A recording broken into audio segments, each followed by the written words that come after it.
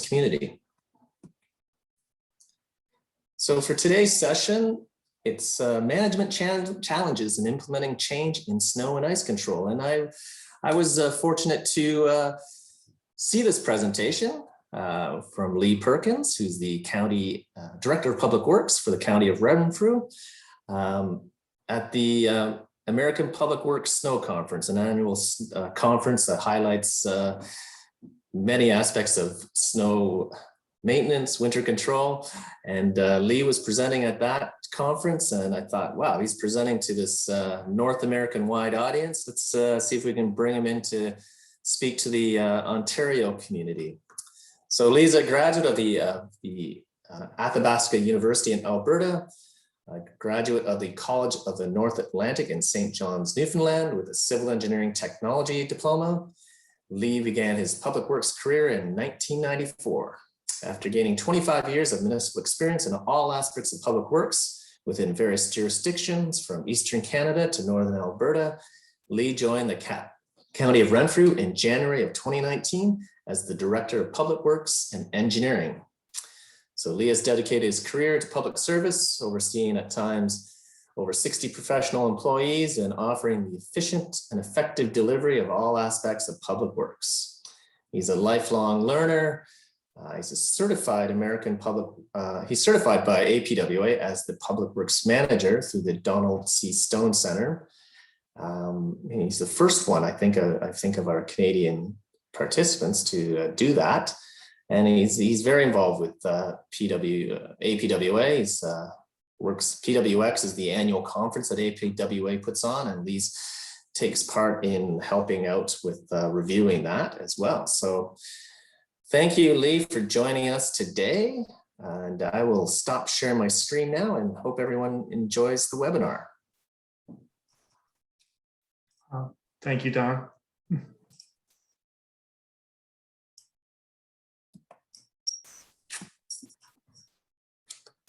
Is that presentation visible, Don? Everything's good to go? Looks good, Lee. Go ahead. Awesome. Thank you. So yeah, so as Don said, my name is Lee Perkins. I am the Director of Engineering and Public Works with the County of Renfrew. And again, as Don told you, my experience is 25 years from a medium-sized municipality in Newfoundland to the third largest city in Alberta, to what is now a very large county operation here in the County of Renfrew. I am a member of the American Public Works Association's Winter Maintenance Subcommittee. And along with, as Don told you, along with being a certified engineering technician, I also hold an MBA. And of course, Don just said I was very proud to be certified as a public works manager from APWA, and it was indeed the first Canadian to do so. So today we will discuss management styles, planning for winter, tips and pointers to hopefully help you succeed as a team leader. I'll share some experiences with you, good and bad, that I've had both union and non-union snow and ice control teams. I'm going to take about 40 minutes of your time, which you're not getting back. And at the end of it, as Don said, we'll hopefully have some questions and answers. More questions than answers, I assume, but we'll see how it goes. And of course, as you can tell, I am originally from Newfoundland, so you'll have to deal with the accent, sorry.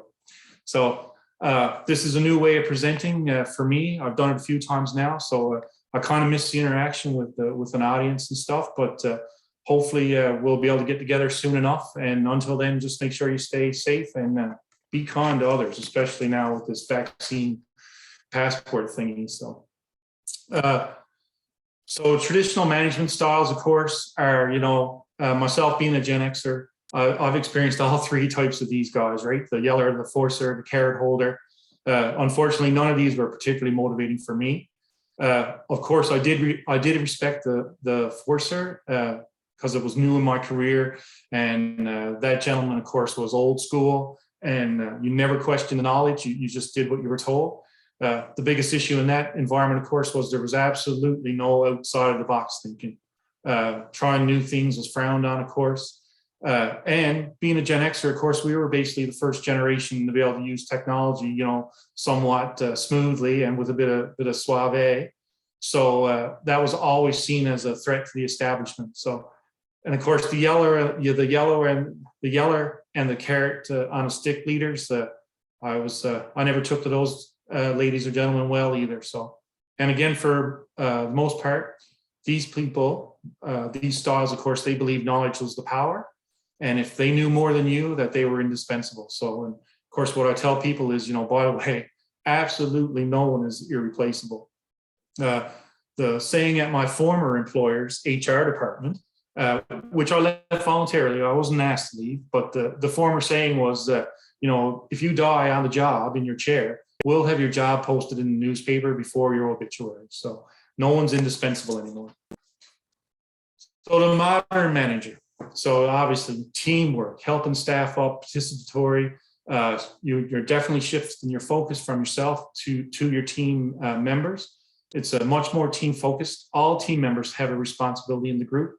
As the father of modern economics, John Nash once said, what's good for the individual may not be good for the group, but of course, what's good for the group is definitely beneficial for the individual. So servant leadership, of course, is definitely the model that I try to implement with the teams that I've been working with. And of course, as you know, anyone who leads a team, at sometimes, you've got to do the lead thing. So, but for the most part, I try to be in that servant role. I try to make sure that the staff are healthy and safe. That's my main priority. Everything after that is we get the work done, right? And make sure everybody goes home at the end of their shift. So being a leader means defining and exhibiting moral and ethical courage and setting an example for everyone in the company. So being a leader forces you to analyze your own strengths and weaknesses, as well as those of the team, and enables you to develop a good sense of reality. So the sandwich, yeah. So as most of us here on this call, I assume, are either in the higher level management or in the middle management. So if you are a frontline supervisor, and of course I've done that for 20 years until I reached here in Renfrew. Thankfully, I moved into the director's role, but I truly believe that is the most difficult position within any organizations. So you're the leader of that group. You have to get work done through others. And of course, most supervisors, in my experience, have been promoted because they were very good at their job. So they were outstanding operators. They were unofficial team leaders. So now they have to change their philosophy and depend on the team. So what I've learned is those people that come forward into supervisory role, they were really good at their job, and now, in order for them to teach or to step back and delegate down through, they do find it difficult. So some supervisors struggle when the team is weak. So if you've got a weak team, those supervisors, they want to return to the plow. They think that they can do it better than anyone else. And again, that sandwich role is extremely demanding, I think, of anyone. And I think that if directors and people at higher levels, and of course elected officials, realize that those ladies and gentlemen are the ones that are trying to get work done through a lower level, that it'll make life a lot better for everybody involved. So some of the keys to success here are, as you can read from the slide, I'm not going to read you, is effective communication. You'll hear that theme throughout my presentation today, is just, be an effective communicator and be sincere. Like, if you're going to give feedback, give honest feedback, and of course, always deal with the behavior and not the personality. Yeah, you may have a problem person in your group, but again, you got to deal with the behavior and not the personality. So, and if you are a leader, team success should be your proudest moment. Like when the guys and ladies that I work with are performing to their abilities and to their, most of the ladies and gentlemen I'm fortunate enough to work with now are working beyond their abilities. So being the opportunity to praise them whenever I can and be sincere about it is well, that makes my job a lot easier, and it makes my job a lot better than having to deal with bad stuff. So motivational techniques, again, for a servant leader is, show some personal interest, again, being sincere. Most of the, self-help books will say, great leaders don't set out to be a leader. They set out to make a difference. So, and again, it's never about the role. It's always about the goal. So setting yourself strategic goals and working towards them and making sure your team is on board is, in my opinion, what motivates a group. You'll always have some people that'll lag behind and stuff, but unfortunately, you got to move forward. So developing teamwork. So I know before COVID was a lot easier for us. you know, we try to have a spring training barbecue where, you know, we bring in our staff and we try to have a snow fighter appreciation day, especially after a long, crappy winter here in Eastern Ontario. And I do try to keep it just to the team. You know, I know that elected officials and, you know, senior leaders and stuff like that might want to be involved, but I just try to keep it to the team and, you know, just really show some appreciation and try to make those guys and ladies more comfortable. So just being constantly aware that, you know, maybe these guys don't want to be around elected officials. Maybe they don't want to be around the SLT. So just try to keep it to them and try to keep it a friendly and a nice, you know, an afternoon affair where we, you know, we'll do a presentation and we'll bring someone in to do a presentation so we can call it training as well. So we're not wasting taxpayer dollars, as you know, it's a thing. So yeah, so as I said, if you do bring in upper management and elected, it may lose its intended purpose. So just, you know, developing your team is key. So again, being proactive. So one of the most important issues in a large team environment is rumors. So again, communication, and, you know, if you can squash a rumor quickly and deal with it in an honest, sincere manner, be it being with the individual that's, you know, putting on the rumor, or maybe you need to have the whole team in a room and squash the rumor. Is nothing kills a group worse than rumors. So if you are a supervisor, you should definitely be leading by example. One of the things I've noticed in my career is that when newly elected officials, they always seem to cause unease amongst public works teams. So in those situations there, I always try to keep the team informed with factual information, you know, the new people that are coming on the council and stuff like that. But for whatever, it just causes some uneasiness amongst the public works, especially in smaller operations. You know, coming from a large city, it wasn't a big to do, but in smaller centers, obviously, it's always seems like it's a nagging thing in the background. Some possible tips for success. So, I mean, again, you can read through the slides. I don't, and I'm sure Don will have the presentation available to you afterwards if you want. So just some tips from any self-help supervisory manual.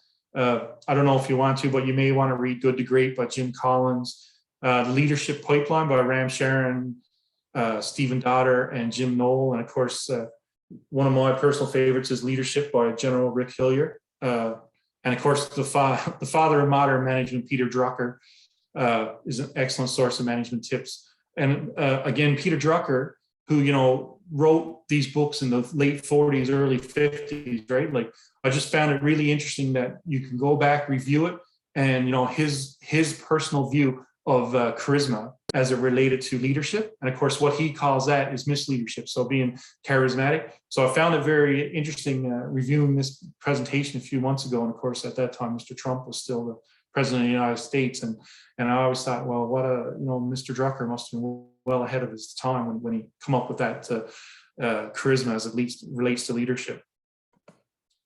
So, history of winter maintenance. So as you can see from the photos, you know, salting, sanding, and of course, these are from the 1950s from Maine State Department of Transportation.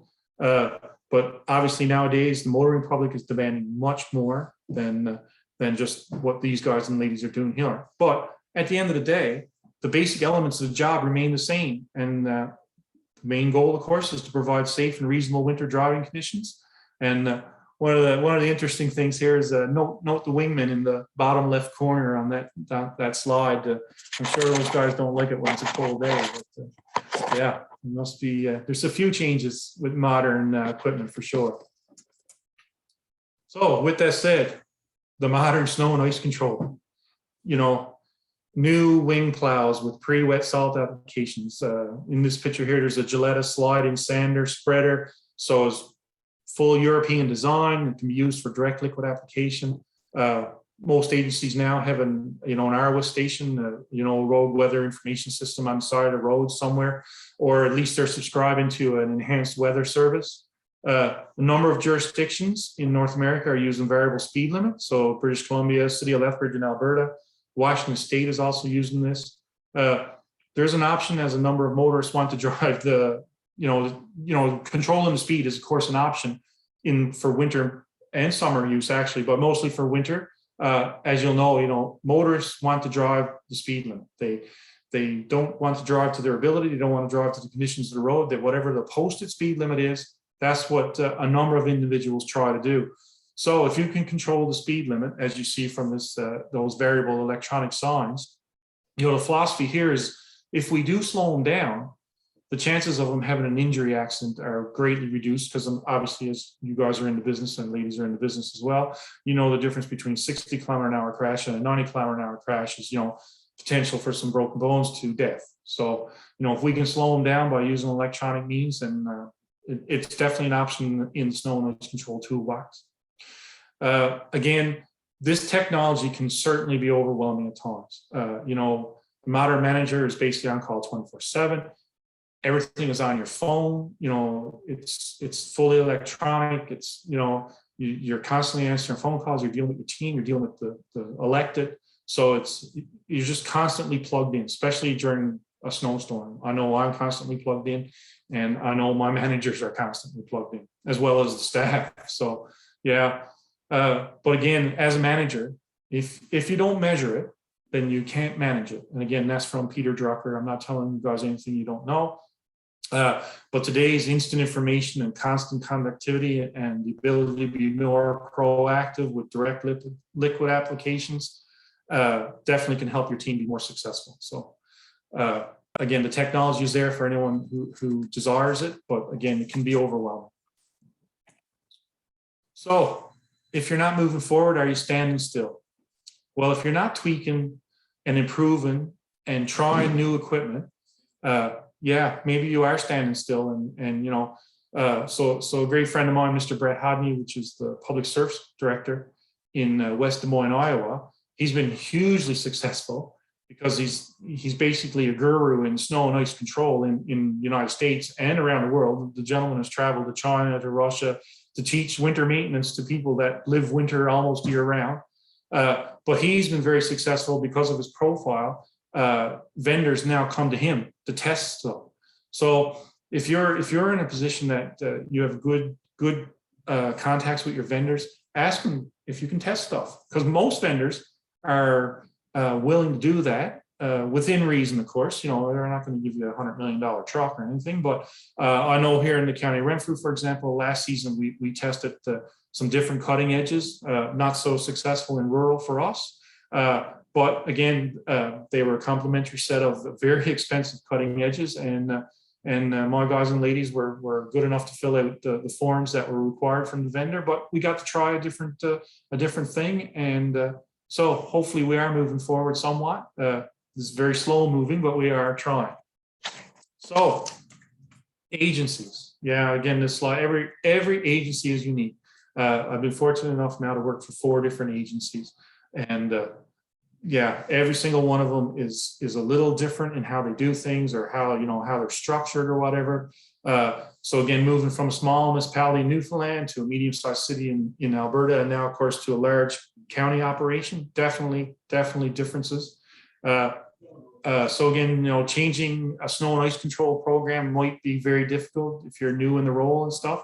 And again, you got to decide, are you going to be bleeding or leading edge? You want to leap into new adventures, see the guys jumping out of the plane here. Or do you want, or maybe you're, a bit of a hider. You want to wait till, there's proven technology out there, and then incorporate it into your snow and ice control program, which of course is fully acceptable. I like the idea of reaching out to, your colleagues or whoever you want to, and make sure that, if someone's done it before you, then why reinvent it? So again, change is going to take a lot of challenging years. It may be the most rewarding of your career. It may cause you quite a bit of headaches and some gray hair and stuff, but just so you know, change is a long game, especially in government. Other than some things are mandated by the province or the federal government, like especially here in Ontario with, with all the rules and regulations, around the service levels for roads and stuff. And of course they need to be implemented immediately. So there's no dragging of anyone's feet. Everybody buys in pretty quickly. But the updating of equipment, getting an ARWA station, getting a road weather information system, super expensive. again, the data that comes out of it is invaluable to a snow and ice control guy. You may be able to piggyback off the local MTO, or in Renfrew's case, we have 17 lower tier municipalities. The County of Renfrew, of course, has 2 RWIS stations, and we're more than willing to share the information with our lower tier whenever they want. Now, again, the RWIS stations might be located in another area, but anyways, if anyone wants the information, is there for them. And of course, all this stuff, AVL systems and training, it all takes time and budget. So again, you got to be willing to play the long game. So as I alluded to earlier, government organization is definitely a cruise ship. It can't spin around on a dime. It takes a humongous amount of time. And of course, this was a human resource professional that I once worked with, and this is what she shared with me after 30 years working for a municipality. It definitely takes a long time to work a government organization that changes. So I thought that was a pretty good little quote from her. And again, make no mistake, it's going to be difficult, right? The comments you're going to hear is, oh yeah, we tried that 20 years ago. The climate here is way different than anywhere else. Using sand, of course, that requires no skills whatsoever. You can just go out and do it. Some staff will be totally opposed. Hopefully you can performance manage the weak link in your team, because at the end of the day, you are the one that senior management and the elected will be confirmed with. So you're the lady or gentleman that's going to be answering the phone when the elected or your boss calls and asking you some questions, right? So as they say in the NHL, you don't fire a team, but the coach better have his resume up to date at all times. So I assume we're all coaches here. So your resume better be brushed up if you're going to have issues. So again, the theme is communication. Can't state it enough. So you got to make sure your team knows your intentions. And again, no matter what words you want to use for change, like alteration, or difference, modification, redoing, refashioning, remaking, remodeling, revamping, is always uncomfortable connotations. I know for me personally, when my significant other mentions that we need to remodel the kitchen, I get that feeling in my stomach. So yeah, so for snow and ice team, ice control team, to hear that we're changing the way we do things is definitely going to cause some apprehensiveness amongst your team. So start with a winter maintenance plan. So this is one of the things that, as most of you may have taken the winter maintenance supervisor's course, you'll know the value of a plan. And of course, if you haven't, I definitely highly recommend it. If you can get to the winter snow conference, definitely take the winter supervisor's program. It is well worth the day that it'll take you to sit through the seminars. Also, there's plenty of help out there for you, and don't be intimidated. Call up a colleague, get advice, include, in your plan, make sure you include your service levels, but be realistic. Communicate with the staff. So today's modern winter maintenance manager computer skills are essential. So training staff to use RWIS, the cameras, etc. is you got to give them the tools to succeed. You don't want to set someone up for failure. And if you're bringing in all this technology and you're not bringing your team along, then you're setting yourself up for some failure and some non-team buy-in. So very important that you communicate with the staff. So we'll move on to the planning cycle. So, I'll try to walk you through an ideal planning cycle. I realize that not everyone got time and energy to devote to this, but if you're playing the long game, then once, as Louis Pasteur once said, luck always favors the prepared. So again, the planning cycle is, as you can see, it's 12 months a year. It's just constantly, you're going through the entire seasons, and we'll take you through it step by step, or what I perceive to be step by step. So late winter, early spring. Again here, thinking strategically. As Peter Drucker says, if you don't measure it, you can't manage it. So, even if you're out of gas, it's winter's over, it was terrible winter, proper data is still helpful. So reviewing any of the activities from the previous season will definitely be advantageous to you going forward. So again, some of the things, that I track myself, is what you see there, is definitely the accident damage claims, any complaints, just the amount of material used is obviously for our salt management plans and stuff. And even something as simple as the number of events and precipitation is good data to have.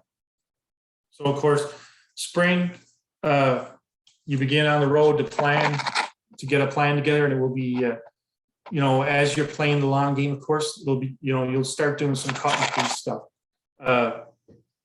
Include all stakeholders again, in a large city, of course, you want to keep your EMS, your fire, your police, in the loop if you can. Like one of the things that I did in a city was meet with those ladies and gentlemen and find out where there were shortcomings over the winter, or if they had any shortcomings. So that was always an interesting conversation to have with the police and fire and EMS. So, and again, if you can schedule your meetings, and you can actually set up a preliminary task of things to do. So of course, some of the key tasks are looking after your equipment and your facilities is paramount. Now is a good time to review your anti-icing and de-icing materials, see what's left in stock. If you do keep a diary of weather conditions, and I'll share with you that I am certainly no Dick Proenneke. For anyone that watched Alone in the Wilderness, Dick Proenneke kept amazing records of weather as when he was in Alaska. So just a side note, but I certainly do keep track of the daily weather. I particularly like to write down the forecast and then come back 2 days later with the actual amount of snow. And also, if you have made the move to a full roadside weather information system, an ARWIS system, then all that data is available to you at the click of a button. So, and then of course, you want to correlate that information with, what materials did you use for that particular event. And again, you can always be an armchair athlete and, what could have worked better, right? That's what my grandfather once told me, that the best hockey players in the world are home on Saturday night watching the game. So yeah, the armchair quarterbacks are always helpful on Monday morning, no doubt about it. So late summer, early spring, one of the key things here is if you are in a rapidly developing community, information from the planning department is key. So, they may have added road systems that, as the operations, you're not aware of that, right? And there's, of course, there's always changing traffic patterns, and the growth. And so again, this is information that's going to affect your staffing levels and obviously your equipment and your levels of service. So again, it's a good time for the mid-year check. Oh, late spring, early summer. So, this is just a visual of the previous slide. And again, as most of you know, because we're all in the business of snow and ice control, you're always thinking winter, or I know I am. Like if I walk down the road, I look at the curbs, I look at the catch basins, look at manhole covers. Doesn't matter where I am, what city I'm in, I'm always constantly thinking, winter. Like, I can only imagine the people that are on the call here is like, how many times have you went through a traffic circle and said to yourself, this must be just a pleasure for the plow operators in the winter. But anyways, and then of course now with the verging diamonds and of course the windrow being left across 4 lanes of traffic is quite interesting to see what engineers are coming up with for traffic calming. So, and again, if your facilities need repairs or upgrades, any draft contracts, that sort of thing, now is the time to be at it, late summer or late spring, early summer. So again, late summer is this slide here is just basically indicates it's a constant planning cycle. If nothing else, have properly trained and engaged staff is always the key here. And I've had the fortune to visit some high performing snow and ice control agencies.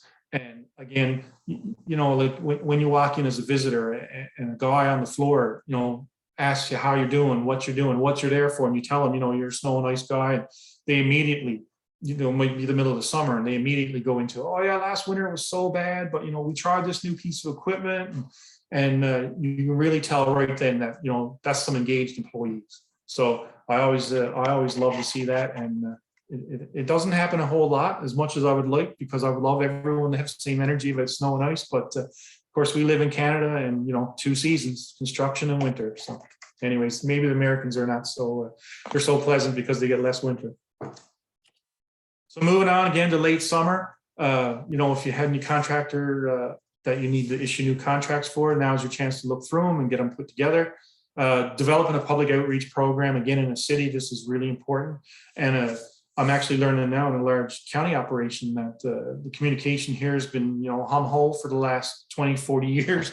So up in our social media presence and of course our press presence and that sort of thing is going to be key to us moving forward and keeping the public informed. Again, if you do have, contractors in place, preparing a tender is always important, or I found it to be important. We used to go for an RFQ, find out who was available in the local area, and then we have a contract for, how many dump trucks they could provide, how many snow blowers, how many loaders, graders, all that sort of thing. Because as you know, during an emergency situation, that becomes incredibly expensive using road builder rates. So if you actually got something in place prior to the season beginning, then kudos to you. So early fall, summer's over. We're there. This is it now. Mornings are a little more chill, a little more fog in the air. The cows are moving around the field a bit, and essentially all the housekeeping items you need, to be prepared. So from my days in the Boy Scouts, of course, just be prepared. Again, you're constantly planning for the worst and always hoping for the best. So again, some of the things here is, make sure that all the guards and leaders got the proper PPE. Just keep them safe. If you got time and you can let your staff do dry runs with the equipment, that's fantastic. Because as you know, even though your gear is all certified to go for snowfall, everything's back in the shop getting fixed, within the first couple of hours. So if there is an opportunity to do a dry run, then yeah, certainly. Route inspections. So again, from my city experience, we actually took a city bus, took the whole crew, bought them some donuts, bought them some coffee. Of course, the older guys like the donuts. The younger staff, we always got them fruit and nut bars or something healthy, and took them out on a dry run with the supervisors, and basically drove them through the routes, because in that city they didn't have designated routes. They often changed routes throughout the day, and they did echelon plowing, that sort of thing. So having them together as a group was beneficial for them, to know where the snow went, and of course they could all point out where the hot manholes were, but it was definitely beneficial. So it's something that if you can do, certainly do it. So again, early to midwinter is, if you haven't had any snow yet, is the chance to hit the pause button. And again, here luck favors the prepared. So you can go back, check your equipment, conduct another dry run if you want, and check your notification systems, make sure that, all your staff the right numbers are there for them. I've had that experience where we had the wrong contact numbers. And of course, with younger staff, you may have to text them as opposed to phoning them, as they don't like to answer the phones. They'd rather have a text. And of course, if snow has occurred, now's your chance to, see what happened. How did the action go? What gear broke? Do we need to replenish the materials? And do we need to provide extra training? So, you might have some new fresh blood in the equipment that, might be beneficial for them to, have some more time with a senior operator.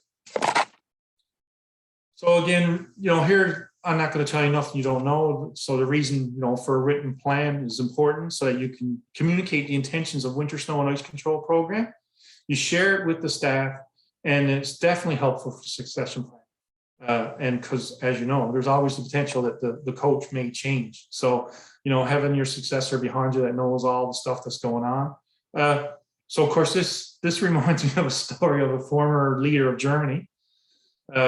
So as she was leaving the office, the new leader was coming in, and of course he was asking for advice. What advice do you have for me? And of course, she was a much weathered, older, wiser leader, and she said, "Listen," she said, "I left 2 letters in the desk for you. If you get into a situation and there's no possible way out, just reach into the desk, open the first letter, and your problems will be solved." So of course, a few months later, this guy, of course, ran into some sticky situation and didn't look like he was going to get out of it. So as he was, contemplating what he was going to do, he remembered what the former leader had left for him. So of course, he opens his desk, pulls out the envelope, and reads it. And of course, it says, blame everything on me. Don't concern yourself. Just blame it all on me. And so what does he do? He gets out in front of the cameras. He blames it all on her.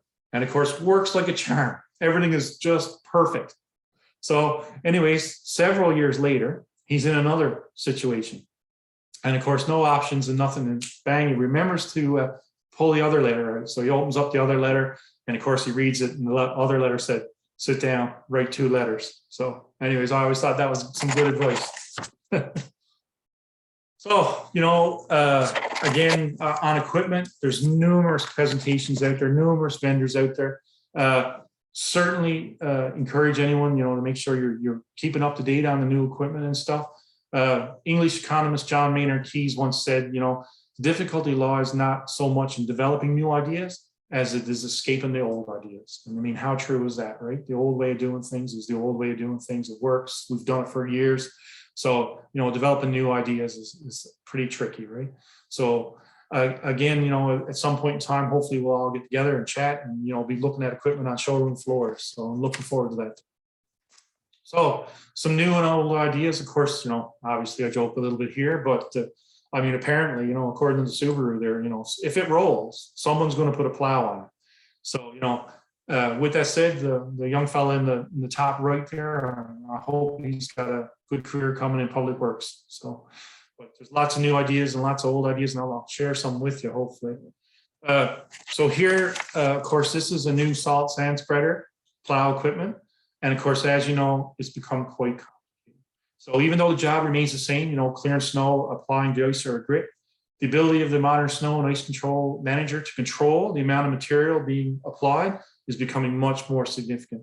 So for example, the spreader that's on this truck here has a lockout feature. Also, it's Bluetooth, and it's also got a cell phone. So as the manager, I was in constant communication with this unit. Like, there was a camera in the dash. I could see what the driver was seeing, but we could auto control the spreader rates. So, there was no chance of, at the end of the day, having the gate left wide open on the back of the truck because, the previous shift had emptied the truck.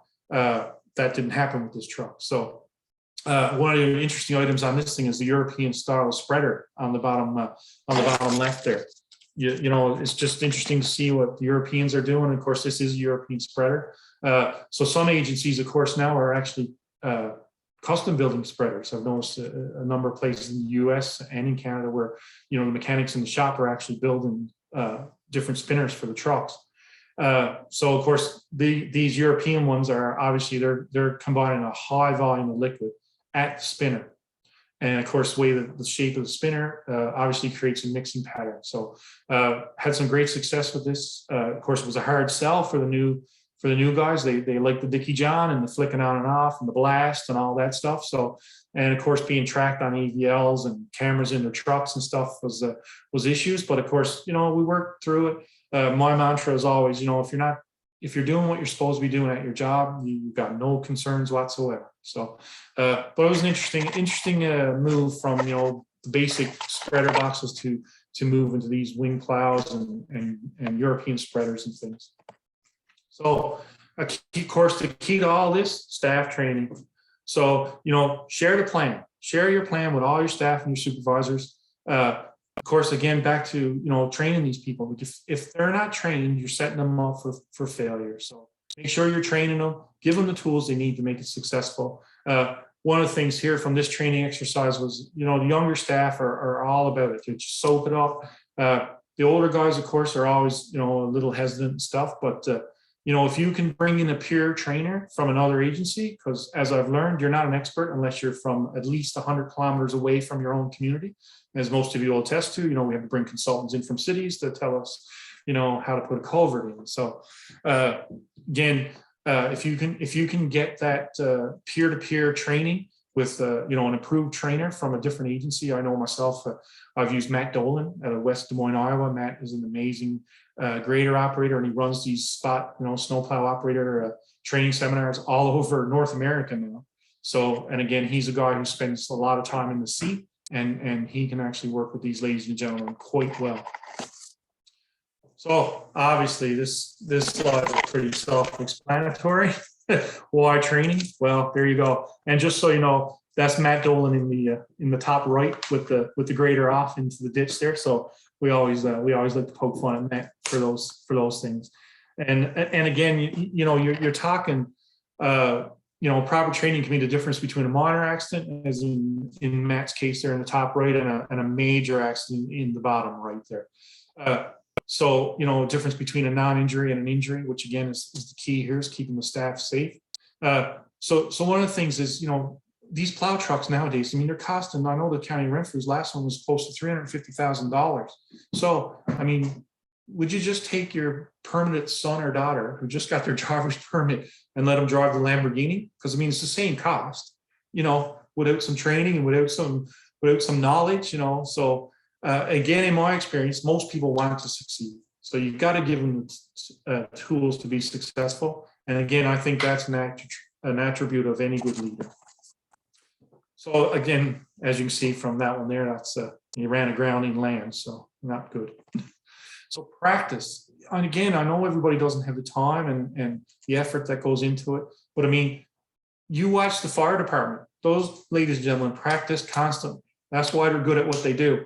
So if you can set up a public works rodeo, and again, in my experience here, you need to be careful as competition is, it's fun for some people, but depending on your team, you might want some more private training sessions, would be more appropriate, because the older senior guys they're not as responsive as new younger people, right? So again, you're giving employees a chance to try situations with a wing plow, with a feed plow, with a grader, with all this equipment in non-pressure situations. And again, back to the spot training. So snowplow operator training is key here again.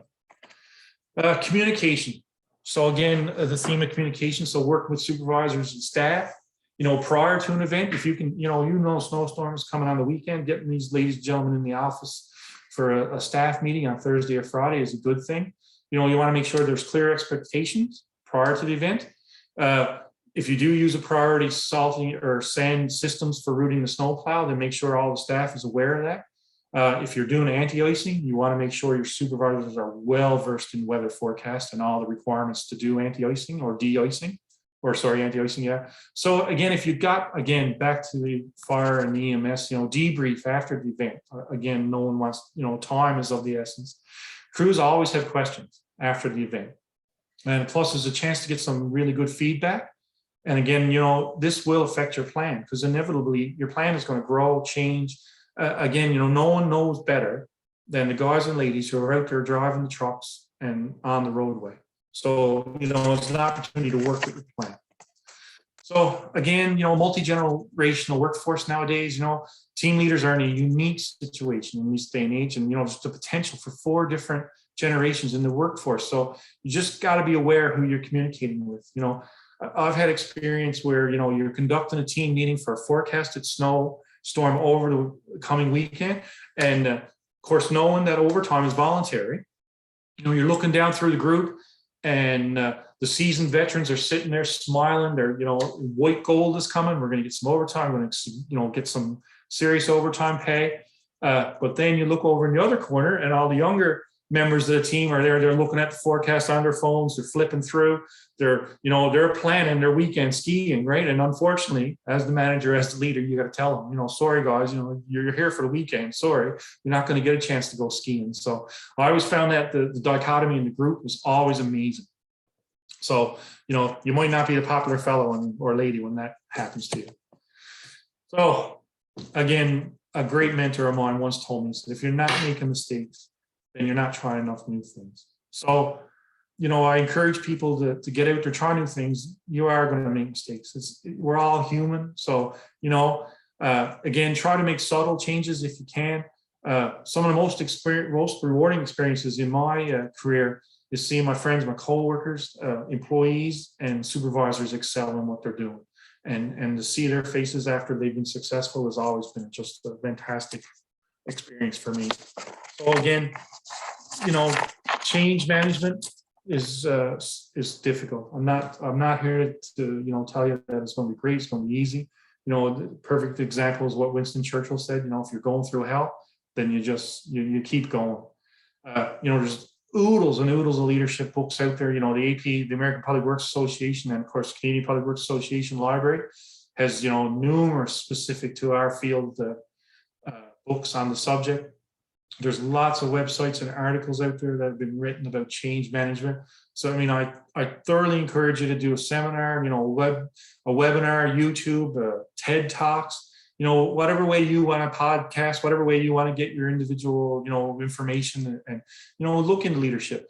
I mean, obviously, if you're here, you have a propensity to be a leader. So give yourself and your team the tools to be successful.